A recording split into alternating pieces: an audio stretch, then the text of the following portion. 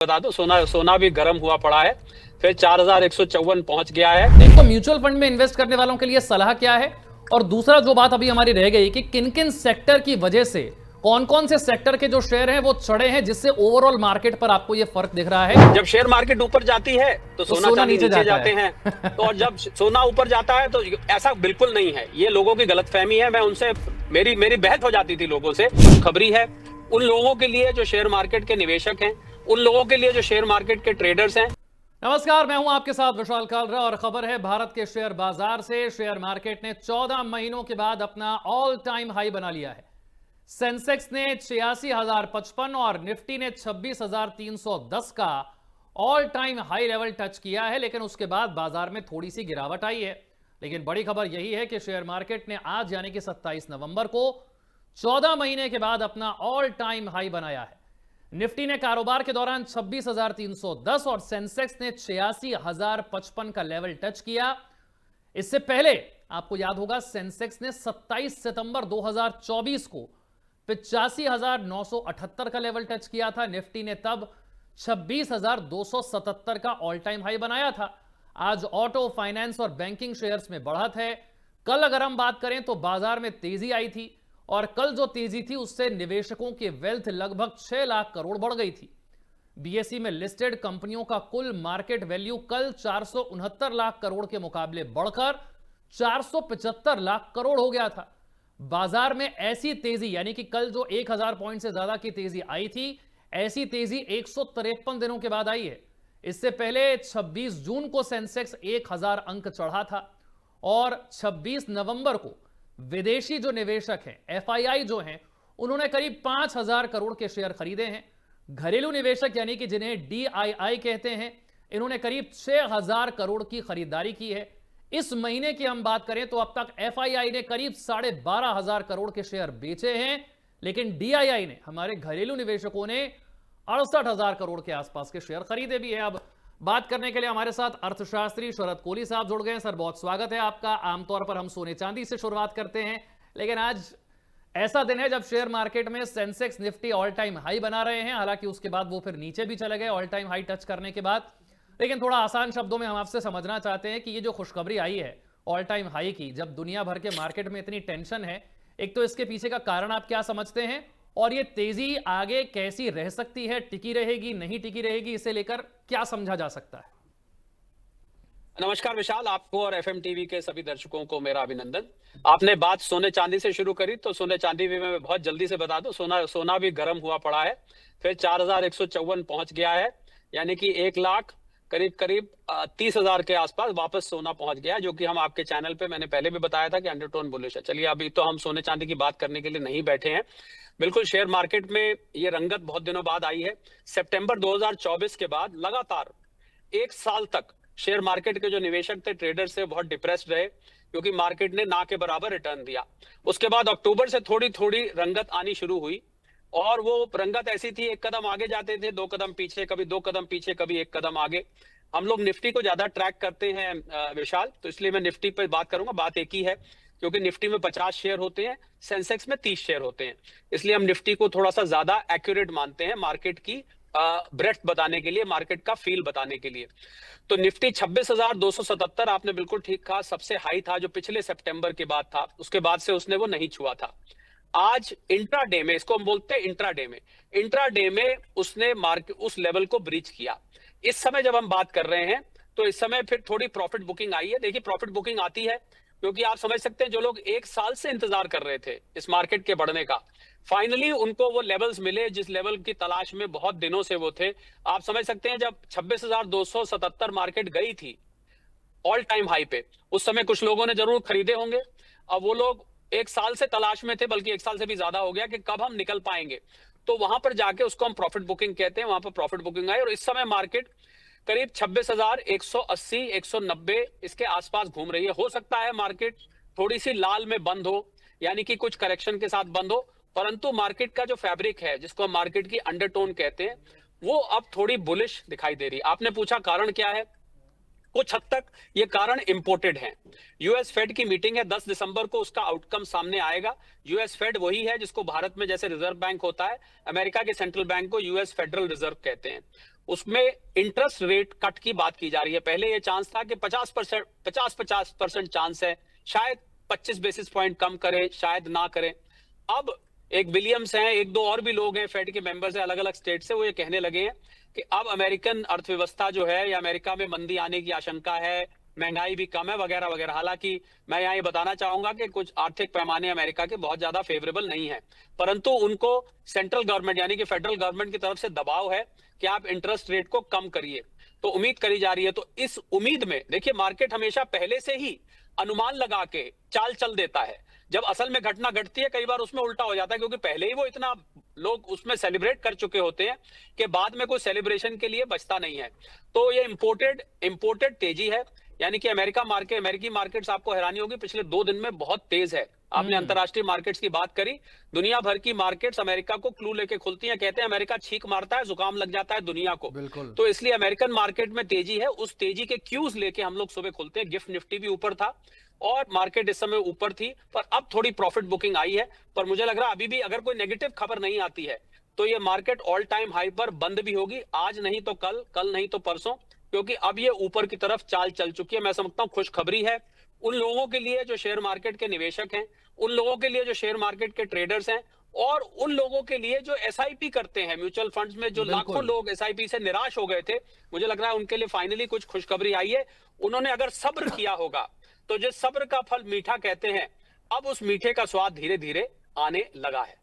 एक समय था आप कोहली साहब जब जो एफआईआईज होते थे वो कितना पैसा मार्केट में लगाएंगे, कितना पैसा मार्केट से निकाल लेंगे, उससे काफी हद तक भारत का मार्केट प्रभावित होता था। लेकिन पिछले कुछ वर्षों में यह बात अब वैसी नहीं रही है। भारत का जो डीआईआई है, यानी कि जो डोमेस्टिक इन्वेस्टर्स हैं, उन लोगों ने इतने बड़े पैमाने पर इस मार्केट में अपना दम दिखाया है कि अब फॉरेन इन्वेस्टर्स क्या बेचते हैं, क्या खरीदते हैं, उसका असर है पर सीमित है। और हमारा अपने मार्केट में हम जो अपना खरीद रहे हैं, डोमेस्टिक इन्वेस्टर्स हैं, उनका असर बड़ा जबरदस्त है। इसे आप कैसे समझाएंगे? क्योंकि अभी थोड़ी देर पहले मैंने आंकड़ा बताया कि कितने हजार करोड़ के शेयर बेच दिए गए फॉरेन इन्वेस्टर्स के द्वारा, लेकिन भारत में इतनी अपनी ताकत है कि अपने मार्केट को खुद संभाल सकता है। हालांकि मानते हैं हम कि अमेरिका में क्या हो रहा है, दुनिया में क्या हो रहा है, उसका असर हम पर पड़ता है। देखिए, अगर जो विदेशी निवेशक हैं, जिसको एफआईआईज और एफपीआईज हम बोलते हैं, उन्होंने, ये सच है कि लगातार शेयर बेचे हैं। पिछले 1 साल में नेट सेलर्स ही रहे हैं, बीच बीच में किसी महीने में थोड़ा बहुत खरीदारी कर दी। पर हमारे जो देसी बॉयज हैं, आपने डीआईआई कहा ना, जिसको हम डोमेस्टिक इंस्टीट्यूशनल इन्वेस्टर्स कहते हैं, वो देसी बॉयज ने मार्केट को संभाल के रखा है। अगर मान लीजिए वो ना खरीद रहे होते, 40,000 करोड़ प्रति माह हमारी म्यूचुअल फंड में कलेक्शन हो रही है, एसआईपी, ईटीएफ, सब चीज मिला के इतनी बड़ी मात्रा में लोग सेव करके म्यूचुअल फंड्स पे भरोसा कर रहे हैं। आपने सुना होगा म्यूचुअल फंड सही है, बिल्कुल। तो ये सही है कि जो कहावत है वाकई में सही साबित हो रही है, क्योंकि जो विदेशी इन्वेस्टर्स बेचते हैं उससे ज्यादा, उसके बराबर या कभी कभी उससे थोड़ा कम वो खरीद लेते हैं। इसीलिए मार्केट संभली हुई है। अगर हमारे ये डीआईआई नहीं खरीद रहे होते तो आज मार्केट आपको यहां से 10-20% नीचे दिखाई देनी थी। तो हमें, हमारे देसी बॉयज, मैं उनको बोलता हूं, देसी बॉयज का धन्यवाद करना चाहिए, जिन्होंने मार्केट को संभाल रखा है, और उसकी वजह से मार्केट इस समय आपको ऊपर भी जाती दिख रही है। आप सोचिए कि अगर ये एफआईआईज यानी कि विदेशी इन्वेस्टर भी खरीदना शुरू कर दे, कल हमने देखा, कल विदेशी इन्वेस्टर ने कुल मिला के 4,700 करोड़ से ऊपर का सामान खरीदा है। सामान से मेरा मतलब अलग अलग काउंटर्स पे शेयर्स हैं। हम लोग जरा शेयर मार्केट की भाषा में टर्मिनोलॉजी अलग इस्तेमाल करते हैं। उन्होंने जो सामान बल्कि इससे भी ज्यादा का खरीदा है, तो वो जो उन्होंने खरीदा है उसकी वजह से कल 320 पॉइंट निफ्टी आपको ऊपर दिखाई दी। तो बिल्कुल ठीक बात है, एक तरफ फॉरेन इंस्टीट्यूशनल इन्वेस्टर्स बेचते हैं, दूसरी तरफ हमारे देसी बॉयज यानी डीआईआईज खरीद लेते हैं, तो मार्केट आपको रेंज बाउंड जाती दिख रही है। इसके अलावा यही दो नहीं, अब तो बहुत बड़ा स्तंभ विशाल इसमें हमारे रिटेल इन्वेस्टर्स का खड़ा हो गया है। 20 करोड़ से ऊपर डीमैट अकाउंट्स हैं, वो भी अब भर भर के ट्रेडिंग खरीदते हैं, निवेश करते हैं। ऐसा नहीं है कि खाली बड़े निवेशकों के सारे मार्केट चल रही है।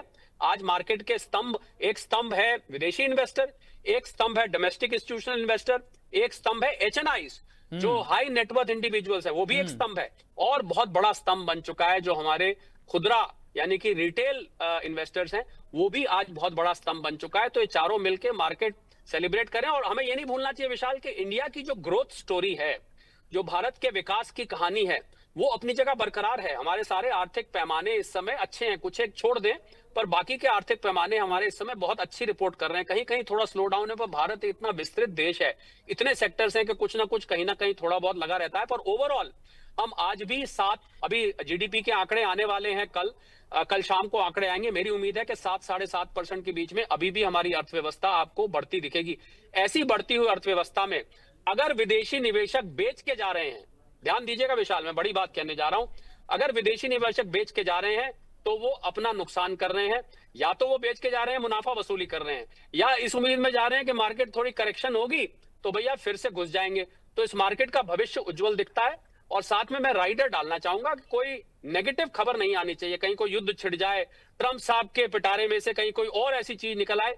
अगर ये सब नहीं होता है तो आपको मार्केट यहां से और ज्यादा ऊपर जाती दिखेगी। आपने म्यूचुअल फंड में पैसा लगाने वालों की बात कही। 2024 और 2025 वो वर्ष रहा जब बहुत बड़े पैमाने पर लोगों ने अपनी एसआईपी को बंद भी किया, जो कोविड के दौरान शुरू हुई थी 2020-21 में। 2024 तक तो वो बढ़ती रही, लेकिन 24-25 में बहुत बड़े पैमाने पर वो चीज पीछे भी हटी, क्योंकि मार्केट से वैसा रिस्पॉन्स नहीं मिल रहा था जो कोरोना के बाद जाहिर तौर पर मिला था। अचानक मार्केट चढ़ा था। तो एक तो म्यूचुअल फंड में इन्वेस्ट करने वालों के लिए सलाह क्या है, और दूसरा जो बात अभी हमारी रह गई कि किन किन सेक्टर की वजह से, कौन कौन से सेक्टर के जो शेयर हैं वो चढ़े हैं जिससे ओवरऑल मार्केट पर आपको ये फर्क दिख रहा है, और किन सेक्टरों में आगे भी ये तेजी बरकरार रहती हुई आपको नजर आ रही है। पहले मैं आपके सवाल के पहले हिस्से का जवाब दे देता हूं। मुझे लगता है म्यूचुअल फंड में जो भी व्यक्ति आता है, हालांकि आपको अपने इन्वेस्टमेंट एडवाइजर, फाइनेंशियल एडवाइजर से सलाह लेनी चाहिए। हम यहाँ कोई निवेश की सलाह नहीं दे रहे, हम एक न्यूज एनालिसिस में उसका विश्लेषण कर रहे हैं। तो म्यूचुअल फंड में जो लोग जल्दी निकल गए, मुझे लगता है आज उनको थोड़ा अफसोस होगा। जब भी आप एसआईपी करते हैं, म्यूचुअल फंड में करते हैं, तो आपको 5 से 10 साल का नजरिया रखना चाहिए। शेयर मार्केट में विशाल, मैं जोर दे के कहूंगा और तेज आवाज में इस बात को कहना चाहूंगा कि शेयर मार्केट में जिस भी व्यक्ति ने बहुत सारा धन कमाया है, उसने लॉन्ग टर्म में रह के कमाया है, यानी दीर्घ काल में, लंबे वक्त में आपको शेयर मार्केट से बहुत अच्छा रिटर्न मिलता है।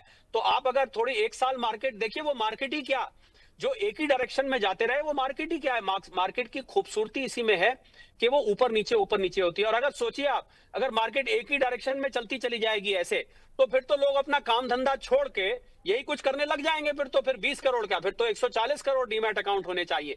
तो मार्केट की लंबे अवधि में जो भी बना रहता है वही मार्केट का फायदा उठा पाता है। यही मार्केट की खूबसूरती है। ऊपर जाती है, करेक्ट होती है, कोई साल अच्छा नहीं जाता, कोई साल बहुत अच्छा जाता है, कोई साल बिल्कुल खराब जाता है, वगैरह वगैरह। यही पर लॉन्ग टर्म में आप देखेंगे कि मार्केट आपको अच्छा रिटर्न देगी। आज तक दिया है। कोविड में ये निफ्टी 7,500 पे था विशाल, आज ये निफ्टी देखिए कहां खड़ा हुआ है, निफ्टी 26,000 से ऊपर खड़ा हुआ है। आप सोचिए कि ऑलमोस्ट 4 गुना होने को है 5 साल के अंदर। कहां आपको ऐसा रिटर्न मिलेगा।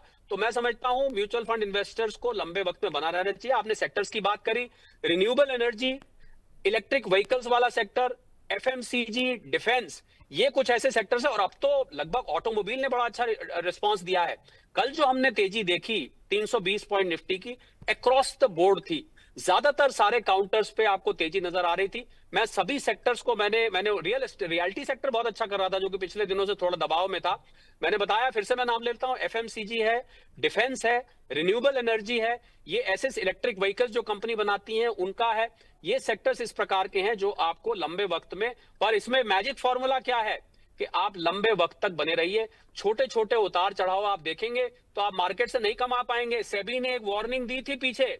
सेबी ने कहा था कि जो डेरिवेटिव ट्रेडिंग करते हैं, यानी कि जो शॉर्ट टर्म, 10 बजे खरीदा 12 बजे बेच दिया, आज खरीदा कल बेच दिया, 15 दिन में खरीदा फिर बेच दिया, ऐसे लोग 89% चांस है कि वो अपना पैसा गवा के जाते हैं। परंतु जो लॉन्ग रन में रहते हैं, मेरे मित्र थे, आज वो दुनिया में नहीं है, राकेश झुनझुनवाला साहब, उनसे मैंने ये मंत्र लिया कि अगर आपको मार्केट में कमाना है तो आपको लंबे वक्त तक बना रहना पड़ेगा। छोटे मोटे उतार चढ़ाव को आपको नहीं देखना चाहिए अगर आपको वाकई में शेयर मार्केट से अमीर बनना है तो। ठीक है, अब आप हमारे साथ जुड़े हैं, सोने चांदी की बात ना हो ऐसा तो हो नहीं सकता है। इस आखिरी हिस्से में मैं सोने चांदी की बात जरूर करूंगा। आपने जैसा शुरुआत में कहा, जब हम बात कर रहे हैं तो 1,30,000 तक सोना पहुंच चुका है, 1,62,000 के पार चांदी हो चुकी है। एक बार फिर से ऐसा लग रहा है कि सेंसेक्स और निफ्टी के साथ साथ सोना चांदी भी अपने ऑल टाइम हाई की तरफ तेजी से दौड़ना उन्होंने शुरू कर दिया है। कुछ लोग मुझसे कहते थे विशाल कि जब शेयर मार्केट ऊपर जाती है तो तो सोना सोना चांदी नीचे नीचे जाता जाते है। हैं, तो और जब सोना ऊपर जाता है तो ऐसा बिल्कुल नहीं है। ये लोगों की गलतफहमी है। मैं उनसे मेरी मेरी बहस हो जाती थी लोगों से, जब मैंने कहा ऐसा नहीं होता है, दोनों को अलग अलग फैक्टर चलाते हैं, कभी कभी कुछ कॉमन फैक्टर्स हो जाते हैं। अब देखिए, एक कॉमन फैक्टर ने दोनों चीजों को चढ़ा दिया। ये फेड के इंटरेस्ट रेट होने की अभी सिर्फ अटकलें हैं। इन अटकलों से शेयर मार्केट भी चढ़ने लग गई और सोना चांदी भी चढ़ने लग गए, क्योंकि जब जब फेड के रेट्स कम होते हैं तो लोगों का सोना चांदी जैसे प्रेशियस मेटल्स पर, सेफ हेवन इन्वेस्टमेंट पर से विश्वास और बढ़ जाता है। और अभी रशिया यूक्रेन की लड़ाई रुकवाने की बात हो रही है, परंतु साथ साथ रशिया और नेटो के बीच में टेंशन और बढ़ती जा रही है। लोग जो अंतरराष्ट्रीय खबरों का एनालिसिस करते हैं, और यूएस डॉलर एक और कारण बढ़ने का, शेयर मार्केट को भी भारतीय शेयर मार्केट को बढ़ने का और सोना चांदी को बढ़ने का, कि पिछले 2 दिनों में यूएस डॉलर फिर से कमजोर हुआ है। कमजोर हुआ है किसके खिलाफ? भारतीय रुपए के खिलाफ नहीं, स्विस फ्रैंक, यूरो, येन और ब्रिटिश पाउंड, इन करेंसीज के खिलाफ एक डॉलर इंडेक्स होती है, वो 100 के नीचे आ गई है, फिर वो 99 के आसपास आ गई है। तो यूएस डॉलर जब जब कमजोर होगा सोना चांदी बढ़ेगा, यूएस डॉलर जब जब कमजोर होगा कुछ हद तक भारतीय शेयर मार्केट भी बढ़ती दिखाई देती है। तो इस बार दोनों चीजों को ऊपर चढ़ाने वाले फैक्टर्स कुछ हद तक कॉमन दिखाई दे रहे हैं, परंतु ये रिश्तेदारी आपस में ऐसी नहीं है कि तुम स्वर्ग जाओ तो मैं भी स्वर्ग जाऊं, मैं नर्क जाऊं तो तुम भी नर्क जाओ, ऐसा हमेशा नहीं होता है। लेकिन जैसा आपने कहा कि शेयर मार्केट में अभी ये तेजी बनी रह सकती है, बहुत चांसेस हैं, वैसे ही क्या सोने चांदी में भी ये तेजी आगे बरकरार रह सकती है और ये अपना ऑल टाइम हाई जो बनाए थे उन्होंने वो तोड़कर आगे निकल जाएंगे, रिकॉर्ड तोड़ते रहेंगे, या अभी आप इसे टेम्परेरी कहेंगे और कहेंगे कि अभी और कुछ हफ्ता 10 दिन और देख लीजिए फिर इसके बारे में कुछ प्रिडिक्शन हो सकता है? विशाल, यूं तो हम इस बारे में कई दफे बात कर चुके हैं, पर ये ऐसी बात है कि जितनी बार करी जाए सुनने में अच्छी लगती है, क्योंकि सोना चांदी का जो अंडरटोन है, मैं पहले भी कह चुका हूं, मैं दोहराऊंगा, वो बुलिश है। क्योंकि जिन कारणों से सोना और चांदी बढ़ता है वो कारण अभी अनुकूल बने हुए हैं, कोई कोई बीच में प्रतिकूल कारण आ जाता है। अब मान लीजिए फेड ने इंटरेस्ट रेट्स नहीं घटाया, तो हो सकता है आपको कुछ प्रॉफिट बुकिंग आती दिखाई दे, परंतु फिर मैं यहां जो बात मैंने शेयर मार्केट के लिए कही विशाल, वही मैं यहां के लिए कहना चाहूंगा कि लॉन्ग टर्म में अगर आप होल्ड करेंगे आपको सोना चांदी नुकसान नहीं करके देगा। छोटे मोटे करेक्शन, अब देखिए, मुझे कोई साहब, मैं आपको उदाहरण देता हूं, मुझे कोई साहब मिले जिन्होंने पीछे $4134 के ऊपर सोना खरीदा था, उसके बाद क्या हुआ, सोना करेक्ट होकर $4025 तक आ गया। उनका मेरे पास फोन आया कि साहब आप तो बात कर रहे थे, हालांकि मैंने कोई निवेश की सलाह नहीं दी थी, ना मैं अभी दे रहा हूं, मैंने तो सिर्फ रेट बताया था, पर मैंने कहा था कि लॉन्ग टर्म में ये ऊपर जाने के चांस है। उन्होंने कहा साहब ये तो मैंने कहा यार, आप एक हफ्ते के अंदर कह रहे हो कि नीचे आ गया, तो मैंने आपको एक हफ्ते इन्वेस्ट करने की तो कभी भी बात ही नहीं करी थी, सलाह तो मैंने दूर की बात है। अब वापस जब वो 4160 तक पहुंच गया कल शाम को, उनका फिर मेरे पास फोन आया कि सर आप ठीक कहते थे। अरे मैंने कहा ना तो मैं तब ठीक कहता था ना मैं अब कहता हूं, मैं एक ही बात ठीक बोलता था कि आप लॉन्ग टर्म के लिए इसमें बने रहिए। आपको लॉन्ग टर्म, ये ऐसा एसेट है जो लंबे सोने के साथ सो जाइए, बिल्कुल लेके सो जाइए, उठिए मत, देखिए मत उसको रात भर खोल खोल के, आप देखेंगे कि लॉन्ग टर्म में आपको ये बहुत अच्छा रिटर्न लाके देगा। और अंडरटोन अभी भी बुलिश है, थोड़ा बहुत बीच में करेक्शन आ सकते हैं, मैं इससे इनकार नहीं करूंगा विशाल, बिल्कुल भी करेक्शन आपको देखने को मिलेंगे, प्रॉफिट बुकिंग देखने को मिलेगी, क्योंकि इसमें सट्टेबाजी बहुत होती है, इसमें स्पेकुलेशन बहुत होता है, पर अंडरटोन अभी भी बुलिश बनी हुई है। एक आखिरी प्रश्न मैं आपसे करूंगा टैरिफ को लेकर, रूस और अमेरिका के साथ भारत के रिश्तों को लेकर। अब खबर यह है कि पिछले 3 साल में सबसे कम रूसी तेल भारत खरीदने जा रहा है। दिसंबर के महीने में 18 लाख की जगह 6 lakh barrel per day crude आयात करने का अनुमान है। अमेरिका और यूरोपियन यूनियन के प्रतिबंधों का असर इसे बताया जा रहा है। भारत अपनी जरूरत की 10% गैस अमेरिका से खरीदने के लिए तैयार हो गया है और रशिया से तेल को आयात करना शायद अब तक के सबसे निचले स्तर की तरफ अब जा रहा है। यानी कि ये फर्क तो हमने देखा है, अमेरिका के टैरिफ और अमेरिका के दबावों का खुलकर भले ही ना कहा जा रहा हो, लेकिन रूस से तेल खरीदना हमने कम किया है। क्या आपको इसका असर भारत अमेरिका के रिश्तों पर दिखता है और क्या इससे आपको आने वाले समय में टैरिफ और ट्रेड को लेकर बदलाव जो होने वाले हैं उस पर असर दिखता है?